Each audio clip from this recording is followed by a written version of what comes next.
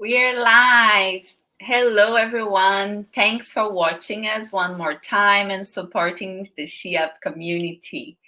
This live streaming event aims to amplify voices from women of our community, highlighting their work and help the general public to learn from China, business-related topics, and women perspectives. Today, we have one more special guest from our community, Gamu Mtangi, who is an entrepreneur and advocates for gender and racial issues. Our discussion topic is going to be African female entrepreneurship, and she will talk about her experiences in China. Welcome, Gam. Welcome to our show. Hello, thank you for having me. Thank you very much for joining us. So initially, I would like to ask everything we need to know about you, introduce your background, your role, your passions, the projects you are leading. In resume, everything we need to know about you. All right, thank you, Tawana. So my name, like Tawana said, is Gamu Mtangi. So I came to China in 2014 to study initially, and then I studied hotel management for 4 years. And I worked in the industry for some months, then realized that, it would be best to transition into business. And so business is what I do right now. I work for myself. I work mainly from home and sometimes in the office, in and out. Currently, I'm working on different projects like Educate Her, a project which is meant to help educate girls from different backgrounds by raising their tuition fees and school needs. And also I'm working on FEEN, a group that aims to unite all Black female entrepreneurs in China. Wow, that's amazing. I'm interested. I think our conversation today will be a lot related to your work through FEEN, but I have another question for you that I always ask everyone that talks with us in this live streaming event. And the question is, why China? And when we talk about China, we understand that there are many challenges related to all kinds of industries. So I want to know a little bit about your perspectives on these challenges in China. Yeah, the question is very popular. Everyone really asks why China most of the times, because it's like a really odd country to be in, and you don't really see many people just wake up and say, okay, I want to go to China. But for me, China came about from a friend. Actually, my friend came here to study, and I was still searching for a school to go to. I was looking for I was applying for college after high school, and my friend managed to sell China to me very well, and that was it basically. But to answer why China really seriously, as Hannah Ryder once said, that the reason why we're in China is because China is the country that has the most successful rate in eradicating poverty over the last 40 years or so. And it's really important to learn from that and to understand what that process is, So, wow. yeah. And coming from a developing nation like me, I'm from Brazil. I totally understand and I can relate to your answer, because for me, when people ask me why China, I try to explain that China can teach us developing nations a lot of things in terms of inequality, poverty, hunger. These are things that our country, Brazil specifically, is suffering right now. And we need to find ways of solving, and learning from China, which is also a developing nation, can be a very good way of doing and solving some problems in our society. But diving into the topic of our conversation, what is the Yes. scenario from your perspective for African female entrepreneurs in China? Okay. So currently, African entrepreneurs have all suffered different, problems and have been through different things during this past 2 years, if I may say. But for some businesses, they have been thriving regardless of the social challenges due to the demand of products from outside of China. It's been a big advantage for some of us that are in China, that we are able to source products and be able to provide them to the people that are stuck outside China that cannot come back to buy things for themselves.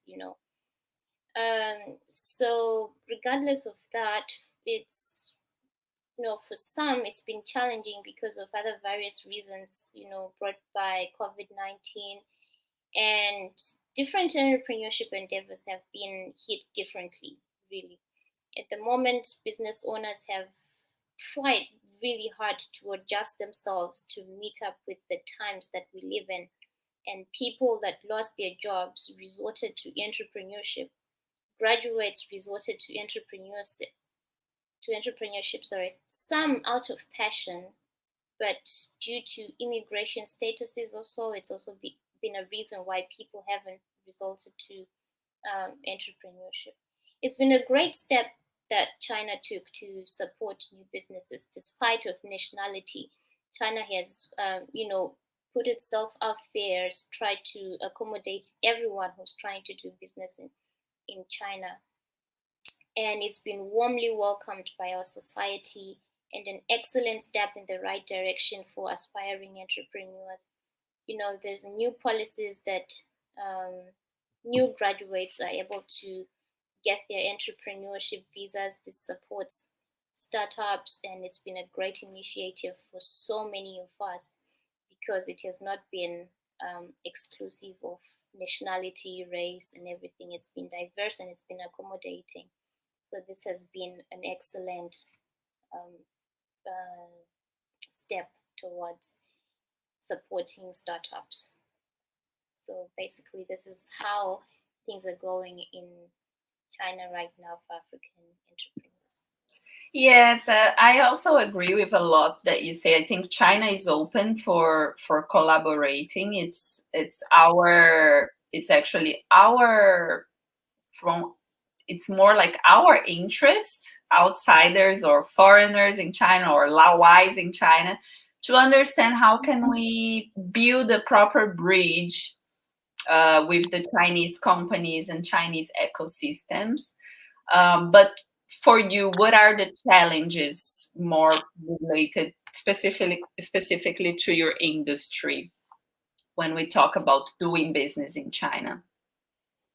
Okay, so basically, my industry is trading, if you want to call it that, and trading entails of buying and selling, providing services. And for several years, the trading industry has produced the largest number of billionaires worldwide.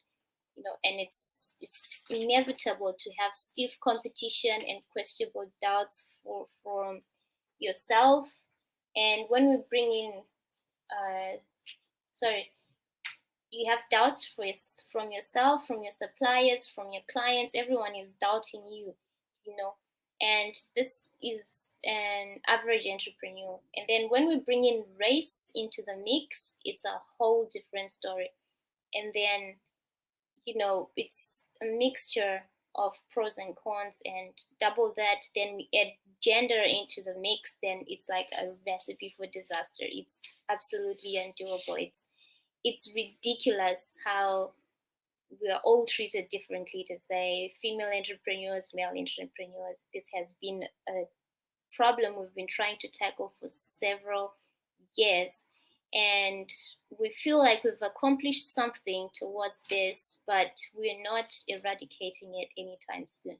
So we have to keep at it. We have to keep on going. Anyways, coming back to the issue at hand, it's like when it comes to negotiation skills, this is something that you have to put into consideration when you're dealing with the Chinese, because they have extraordinary negotiation skills. So definitely, this has been a learning curve, and also it's been a challenge for us in the industry. Nice. Yeah, you put a few. Thanks for your answer. I think this actually can also relate a lot to now that I'm living in Canada. I'm from Brazil. I'm living in Canada, and Right. I understand a lot when you talk about regions and races, but I never felt that for being a white Brazilian entrepreneur in China. And obviously, everything that you said is, you know, a lot of people can relate, because there is a huge black female students, then probably entrepreneurs in China that are going to listen to you today, and they will feel inspired by your thoughts and your trajectory and your stories. And it's very important that you understand what are the challenges, so then we can overcome or try to create strategies to overcome these challenges and help other women to pursue their dreams. But you talked about this challenge, the that Chinese have high level negotiation skills. They are willing to talk, willing to collaborate, and how this characteristic, understanding that the door is open for entrepreneurs from anywhere in the world, how this scenario is helping you, Gum, to pursue your career dream. Right. So it's been wow. It's been quite a journey, if I may say. Like, things have been ups and downs have been there, and it's been such a long hustle, such a drag. But then, if there's anything that China has helped me with, is resilience, you know. And over the years, I've been working with FEEN, and I've been networking with different ladies that have the same mentality, same train of thought, everyone that has been working in the same industry as me. And as we network, as we connect, and we learn to appreciate the importance of unity when it comes to female entrepreneurship. And it actually helps me to grow as a person. It helps me to understand that, no, you know what, in this journey, you're not alone. You're not the only person that is going through these kind of difficulties. So a sense of community has kind of helped me to, come up and learn all kind of different things.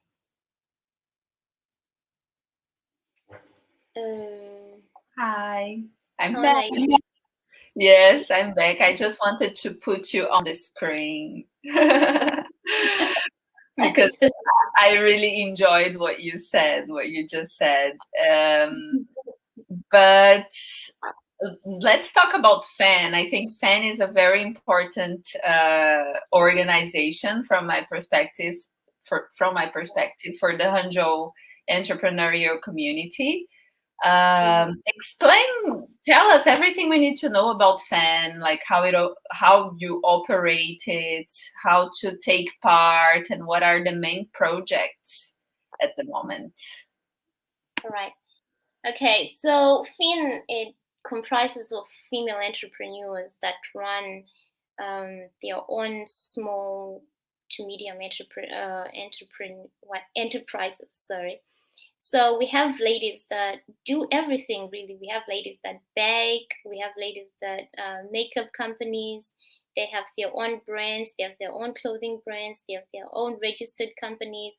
They are they are growing every day, as we see in the group. They're growing, they're using social media to the maximum, they're thriving. And best believe they are hardly sleeping, trying to meet up with the demand from different time zones and different countries. They're trying to, expand their wings, expand their markets, market to everyone, and try to be as resilient as possible. So FEEN has brought together several different entrepreneurs in China. We have come up from being students to being business owners. We came to meet people that came to China specifically for business. Even they were not even students before. They came to China to do business, and we've all come together, and we're all trying to work towards one mission, which is to network, to connect, and to be united, to kind of provide kind of like what do you call it, something, somewhere where you can get comfort, somewhere where you can, like a community rather, somewhere where you can feel at home, somewhere you can feel welcome, somewhere you can feel like you belong, you have people that are going through the same journey as you are. And basically that's what FEEN has been trying to be. That's our basic mission statement. But then we also have different projects that we carry out as female entrepreneurs, as we are understanding that where we are coming from, we have people that also wish to be in the positions that we are right now. And so we kind of try to support people as much as possible, girls in particular. We try to support different girls to pay their tuition fees or to help them to raise it if we don't have. So we're really hoping to empower females of all ages, and trying to support and understand that it's hard being female generally. It's hard to be in such an industry that previously was male dominated, but now we're trying to break the glass ceiling, trying to break all barriers, and trying to be the best versions of ourselves that we can. So yeah, that is basically what FEEN does and how we operate. And that's how FEEN meets SheUp community in China, and something Absolutely. big happened. Watch out for us. Yes, we are redefining the industry, and we will collaborate much more to make it happen. And it's very nice that we are connecting now, and we want to, start a new chapter as well for SheUp. And I think being closer to FEEN and other communities is the way to go, is the way to develop a possible business ecosystem, starting in Hangzhou, Shanghai, then evolving and doing that, obviously connecting to other markets such as Canada and Brazil and African countries, obviously. But yeah, like, we understand that it's a huge opportunity market for an organization like FEEN, and like you said, Black female entrepreneurs and the challenges that women generally face, never mind Black women face. But what's the opportunity for being in China? What's the opportunity for FEEN specifically in being in China? So basically, being close to, there's nothing as good as being close to your suppliers. If you're in business, you have to be going back and forth to the factories. You have to be moving back and forth, negotiating with manufacturers and all these things. So it definitely has been a big advantage being in China and learning from the Chinese, learning how they do business and how they work, how they operate, and all the abundance to try to make sure that they support their startups, they support different types of businesses, they support everyone who they see potential in, and there are lots of growth opportunities. China has a lot of growth opportunities as well as stability. There's a lot of stability in terms of the society, the economy, the even the political aspect of China, it's quite stable. We don't really have the highs and lows of economics, which really, really affect businesses the most. If the economy is not stable, it's very difficult to operate and predict your numbers and set up budgets and standards for the upcoming business year. So yeah, basically that's what has been. And being in Hangzhou, especially with Alibaba and the big manufacturing guys, it has been spectacular because Jack Ma supports women like it's it's unbelievable. He's all about female entrepreneurship. He's all about supporting females. His whole MO is about uplifting women, and because he knows that Taobao is really supported by women, Aliexpress and all these other online platforms, they are really supported by. It's very rare to find a male scrolling through things and trying to shop and all these things. They really don't have patience for that most of the times.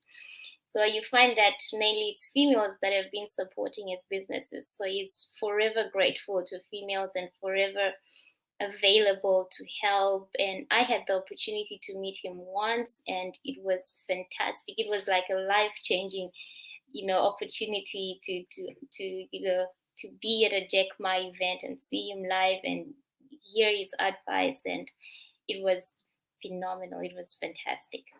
So yeah, there are different opportunities, and it's been really great for me now.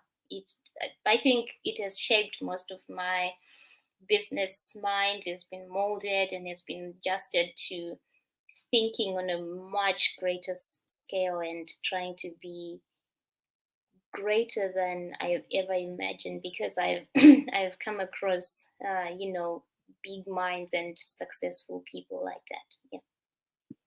It's very impressive how you came through all these experiences in China as well. And I always tell people that China can help you like really achieve your dreams in terms of career, because you have these kinds of experiences that wouldn't even be possible back home. Like it would be really hard to reach that level, to be like in a room with like Alibaba leaders, female leaders, like talking with like huge female leaders from other countries, like Melinda Gates. Like that event that you were in Alibaba was just like, wow.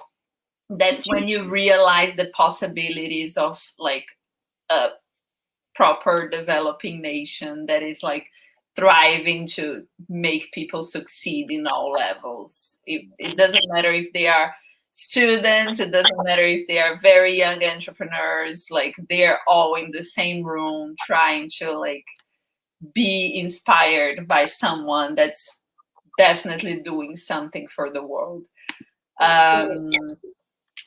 But in terms of, just to close a little bit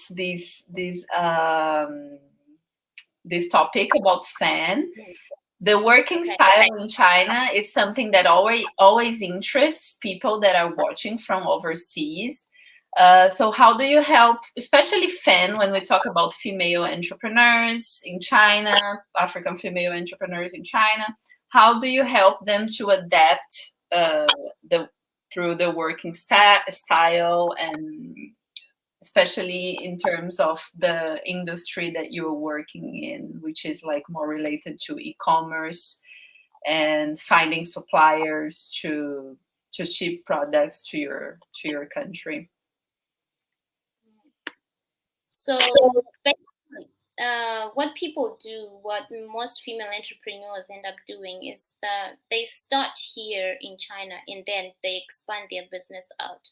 For me personally, I started my business when I was still in school, and my target market were students at my university, and I was selling stuff within the campus, and then from my campus, I moved to another school campus. You know the schools, Ligong University, Zhejiang University.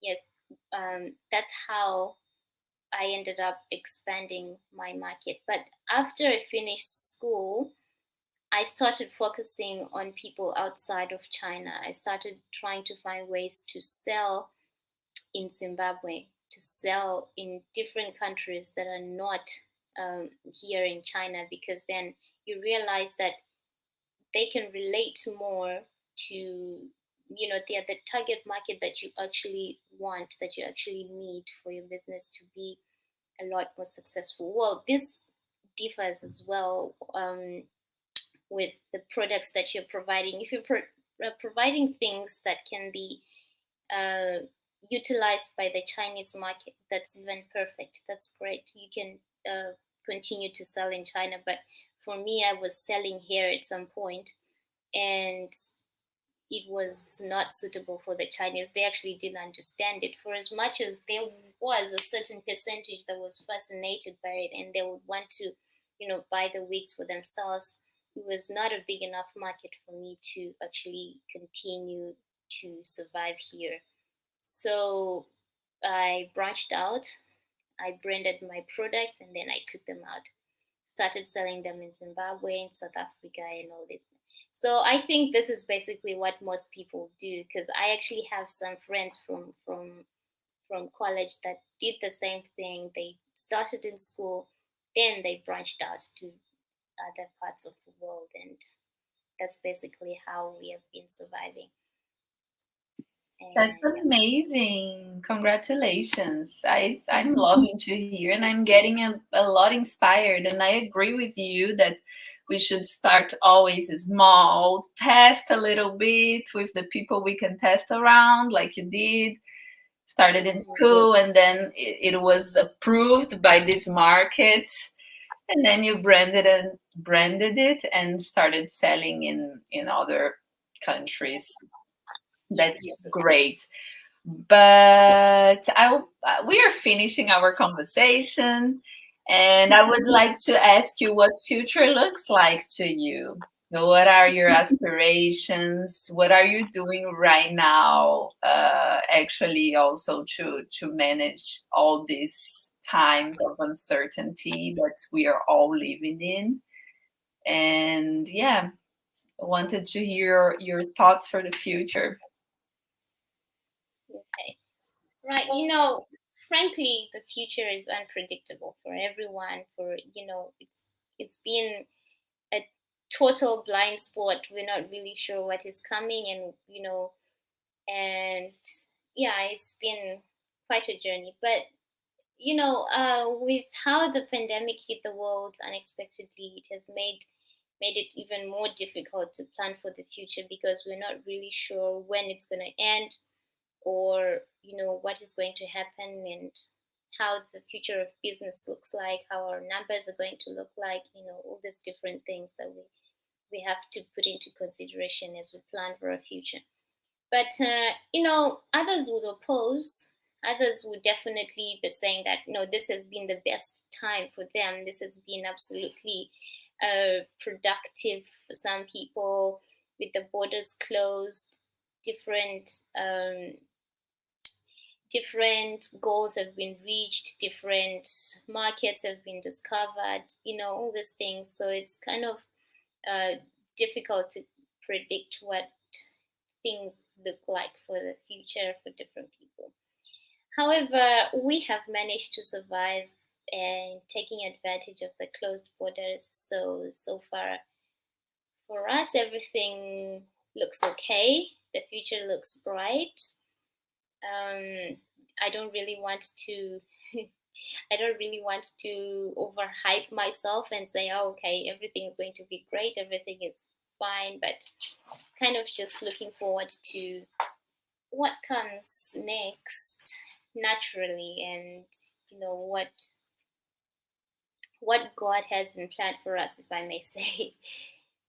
Yeah, so basically that's what the future looks like, and what I hope we can achieve is expansion. I hope we can reach more countries, more clients, more and hopefully get cheaper shipping rates, because they have skyrocketed during this time. People have doubled the shipping costs because it's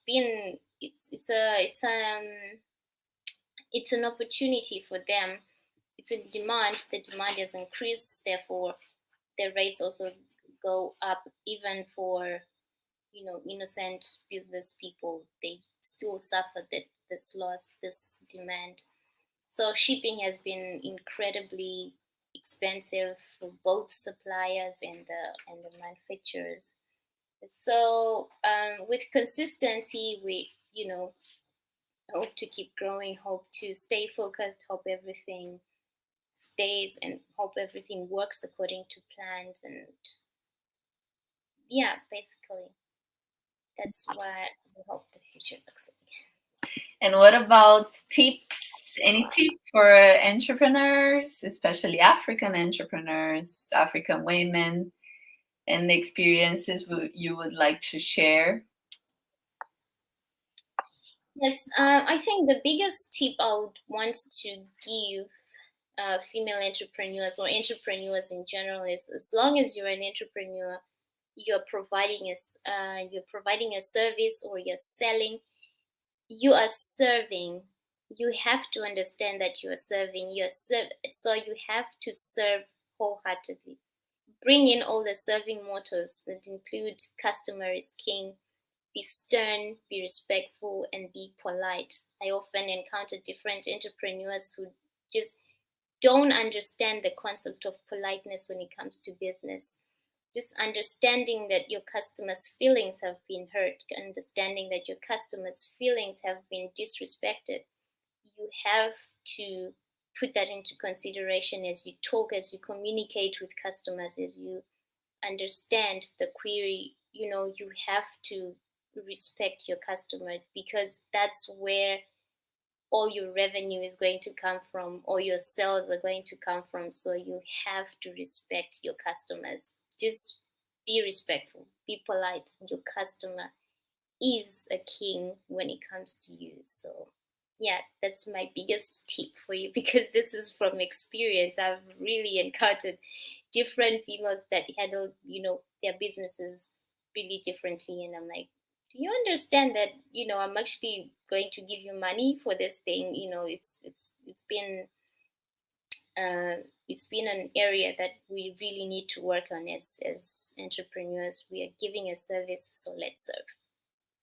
Yeah, amazing. I love this mindset because it's a lot how I work and how I teach also to my clients and people around me. People are the center of businesses. Everything is for people, and we have to provide the best experiences ever. In fact, this experience that we are building together, co-creating together for everyone that's watching, also needs to be a very nice experience, an interactive experience, and it's about everything that's working in our world, and think about everything that's succeeding. Think about the best platforms, about the best businesses. Think about the experiences that they give to you. Then you can adapt to your own reality. Never mind if you're small, if you are big, but it's all about people. Thanks for this amazing insight, Gam. No, thank you for having me, Tawan. And to finish, just say your final words. I'm very, very happy to have you. And I hope we can collaborate a lot. I think we should co-create more and provide better experiences to everyone that's watching, interacting, and buying something from us. Yes, definitely.